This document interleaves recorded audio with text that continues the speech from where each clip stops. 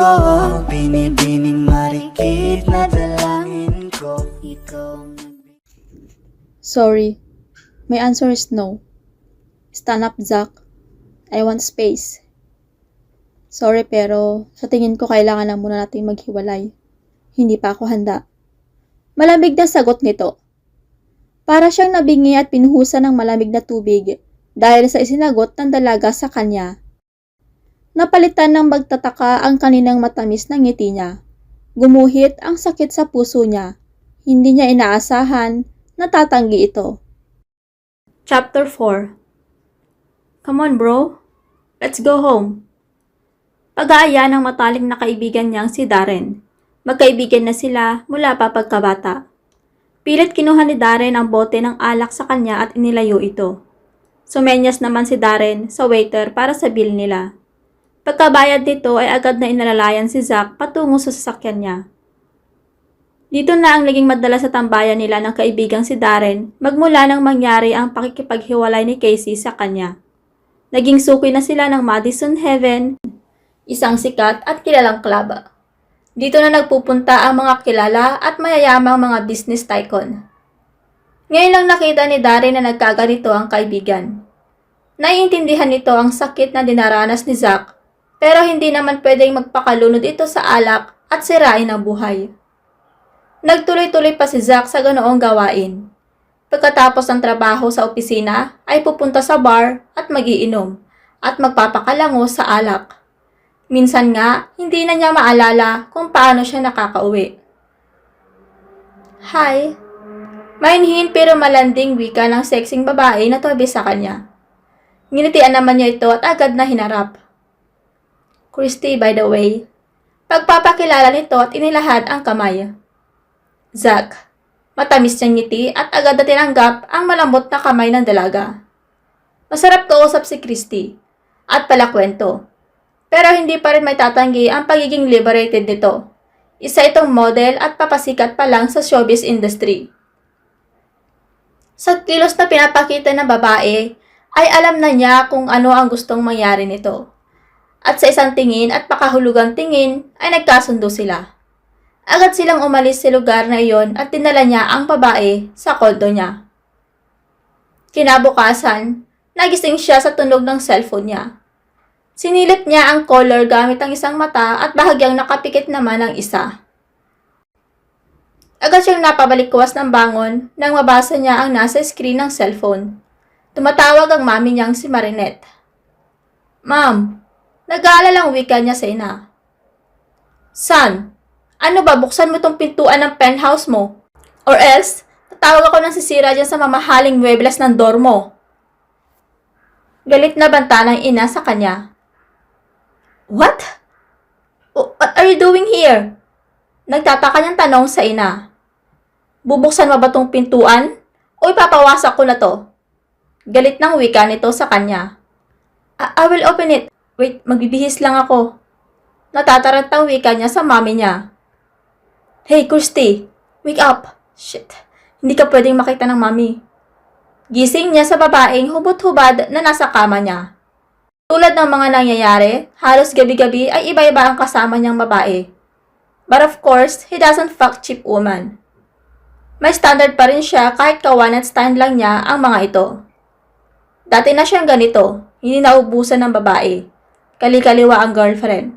Pero nang makilala niya si Casey, ay nagbago siya. At ngayon na wala na ito sa buhay niya, ay balik uli sa dating gawain. Ilang beses niyang sinuyo at nagmakaawa pa sa girlfriend para balikan siya. Subalit patigas talaga ang dalaga at ayaw na nitong makipagbalikan pa sa kanya. Magbihis ka na, bilis. Huwag kang lalabas dito hanggat hindi ko sinasabi. Maliwanag?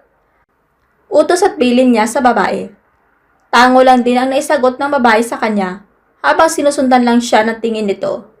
Natatarantang nagsusuot ng damit.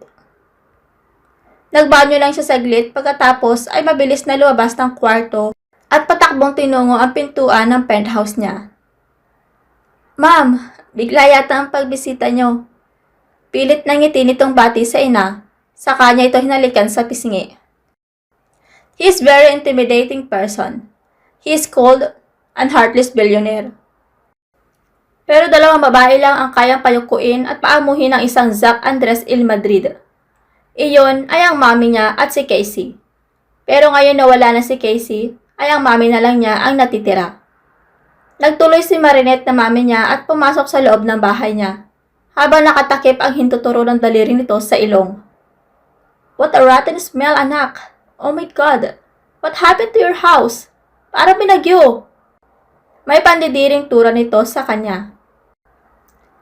Totoo naman ang sinabi ng ina. Sobrang gulo ng penthouse niya at nagkalat ang lata ng beer.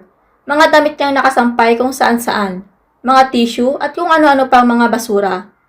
Masangsang din ang amoy sa loob, halo-halong amoy ng alak at mga panis na pagkain, pati na rin amoy ng pambabaing pabango na mga dinadala niya. Ma'am, dapat nagsabi kayong dadalaw para sana nakapagpatawag ako ng maglilinis. Pagdadahilan pa niya sa ina. Then what? Para hindi ko makita ang kabalustog ang pinaggagawa mo? Andres, ano ba ang nangyayari sa'yo, ha? Wake up, son. You have to move on. Ilang buwan na kayong hiwalay ni Casey. Ayusin mo na ang buhay mo. Mariing na wika ng ina. Bigla naman sumeryoso at lumungkot ang mukha niya pagkabanggit ng ina sa pangalan ni Casey. Nagtungo siya sa kitchen island niya at binuksan ang refrigerator. Kumuha ng malamig na water bottle. Pagkatapos, umupo siya sa isang bar stool chair na naroon. Binuksan niya ito at mabilis na tinungga. Nag-aalala naman na sumunod si Marinette at sinundan ng tingin ang anak at tumayo sa harap nito. Andres, please. She already said na hindi ka na niya mahal. Mag-move on ka na. Marami pang babae dyan, anak. Siguro nga hindi kayo para sa isa't isa ni Casey. Pangungumbinsi pa rin ng mami niya. Napabuntong hininga siya bago nagsalita. I will try, Mom. Tipid niyang sagot. What brings you here anyway? Walang kasama si Daddy sa Cebu. Pag-iiba niya sa usapan. I came here to check on you. Tumawag ang sekretary mo. Napapabayaan mo na daw ang kumpanya. Sita na naman nito sa kanya. Kung hindi pa siya nagsumbong, hindi ko malalaman ang pinaggagawa mo sa buhay mo. Naiinis na dagdag na wika nito. Mom, stop worrying. Hindi na ako ba... Naputo lang sasabihin pa niya nang bigla silang makakarinig ng tili ng isang babae. Sino yun? May tinatago kang babae sa kwarto mo? Gulat na tanong ng mami niya pagkatapos ay mabilis na tinungo ang kwarto. Agad binuksan ng mami ang kwarto at tumambad sa mata nito ang babaeng naka-bathrobe lang at mukhang katatapos lang maligo. What's happening here? Tanong ng mami niya. Hindi matatago ang pagkadismaya sa mukha nito. Ma'am, wait. Agad naman nawika niya sa likuran nito para sana tigilan ito. Hello po, tita. Nadulas kasi ako sa banyo kaya napatili ako kanina. Sorry po. Nahihiya at magalang na wika ng babae. Nasaktan ka ba, iha? Baka kailangan magpatingin sa doktor. Nag-aalala ang wika ni Marinette sa babae. Nagulat naman ang babae sa reaksyon ni Marinette. Ang akala kasi nito ay sisigawan siya at ipagtatabuyan. Okay lang po ako. Magbibihis lang ako at aalis na rin po. Magalang pa rin na wika ng babae. It's okay. Take your time. At payo ko lang sa'yo, iha. Huwag ka basta-basta sasama sa mga lalaking kakikilala mo lang at makikipag one night stand. Respect yourself, iha. Malumanay pang wika ni Marinette sa babae. Napayuko at maluha-luha naman ang babae sa hiya bago sumagot. Opo, tita. Sorry po. Basag ang tinig na wika nito dahil sa pinipigilang luha. Sige na, iha. Magbihis ka na. You don't have to worry. Tugon ni Marinette sa dalaga. At ikaw naman lalaki ka, halika dito. Baling ni Marinette sa anak at pilit na inabot ang tenga ng anak at piningot habang hila-hila niya ito papunta sa sala. Aray, ma'am, masakit! Ngiwi na wika niya habang hawak-hawak ang tenga. Lalo kang masasaktan dahil sa pinagagawa mong bata ka. Galit na tura ni Marinette sabay binitiwan ang tenga ng anak. Kung kailan ka tumanda, saka ka naman naging irresponsable. Dagdag pa na wika nito at pinagkrus ang mga braso. Hinihipo pa rin ni Zac ang tenga dahil sa ginawa ng ina. Pabagsak na naupo ang ina dahil sa galit na nararamdaman. Pero nanlaki ang mga mata nito nang may maupuan itong basa. Nanlalaki din ang mga mata niya na nakatingin sa reaksyon ng ina. Pagtayo nito ay lalong lumaki ang mga mata nito. Umusok ang tenga ng ina at bumbunan nito sa galit dahil sa nakakadiring na upuan. "Andres!" Sigaw na galit ni Marinette. Agad niyang dinampot ang susi ng kotse na nasa mini table at mabilis na nagtatakbo patungo ng pintuan ng penthouse niya. Kailangan na niyang makaalis doon bago pa siya mapatay ng sariling ina. "Andres, come back here! Mapapatay na talaga kitang bata ka!" Narinig pa ni Zack na sigaw ng ina bago tuluyang magsara ang pintuan ng elevator. Agad siyang sumakay sa kotse niya na nakapark sa pribadong parking lot na pag-aari mismo ng building. Mabilis niyang pinaharurot ang sasakyan at patungo sa taong alam niyang makakatulong sa kanya. Ikaw ang binibining na ninanais ko, binibining marikit na dalangin ko. Ikaw ang nagbigay ng kulay sa aking mundo.